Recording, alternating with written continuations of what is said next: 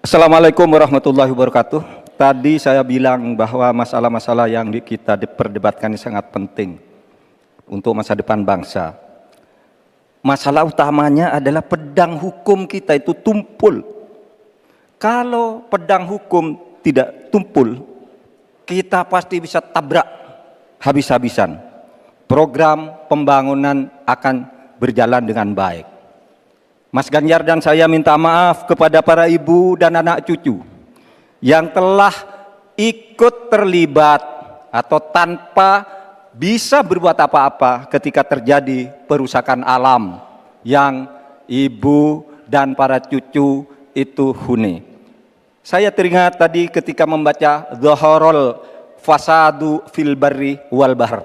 Telah terjadi kerusakan di daratan dan di lautan. Dan terkait ini saya teringat lagu Ebit GAD yang berbunyi begini.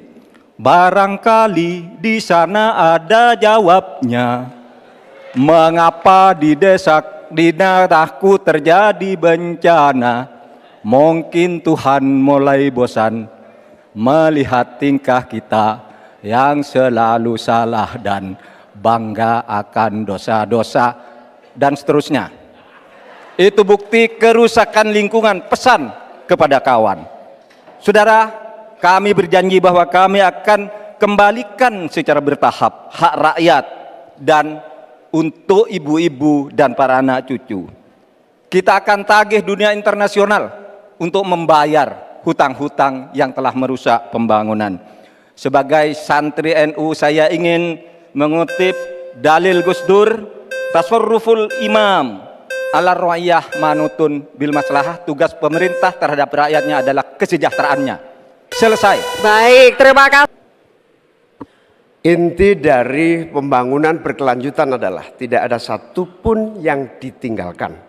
Dari petani, peternak, nelayan, masyarakat adat, dan seluruh kelompok-kelompok rentan lainnya. Pembangunan berkelanjutan jangan diabaikan, malah ngurusi kekuasaan yang berkelanjutan. Oleh karena itu kita harus ingat bahwa Quran menyatakan Dhaharul Fasad fil Barri wal Bahr bima kasabat aydinas. Telah nyata kerusakan di darat dan di laut karena ulah tangan manusia. Bahkan Paus Fransiskus juga mengingatkan kepada kita semua, posisi yang agak rawan masa depan kita harus melakukan taubat ekologis. Taubat itu dimulai dari etika. Sekali lagi, etika. Etika lingkungan dan etika pembangunan. Jangan ugal-ugalan, jangan ngangkangi aturan, jangan sembrono, ojo sakarepe dhewe.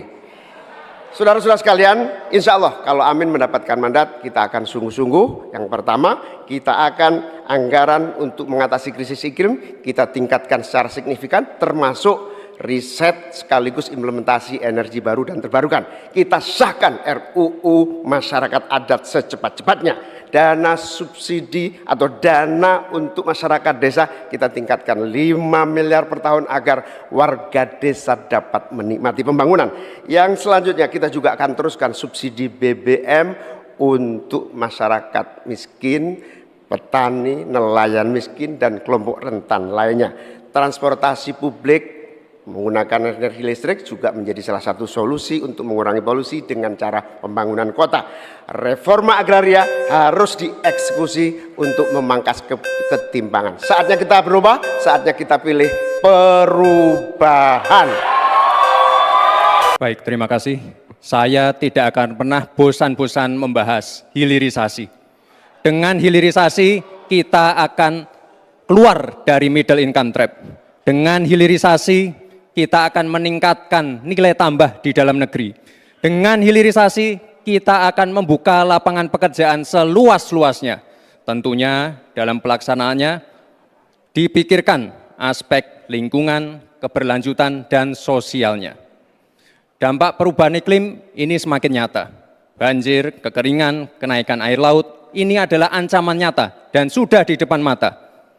Semua masalah ini adalah tantangan zaman now. Membutuhkan solusi zaman now. Tantangannya adalah bagaimana kita mencari titik tengah, titik keseimbangan.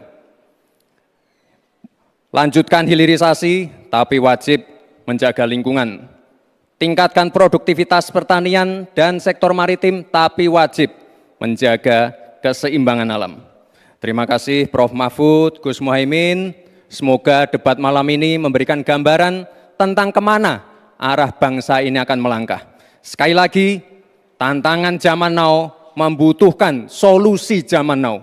Tentunya anak-anak zaman now perlu lebih banyak lagi dilibatkan. Terima kasih Pak Prabowo sebagai salah satu senior dan teladan yang paling banyak melibatkan anak-anak zaman now.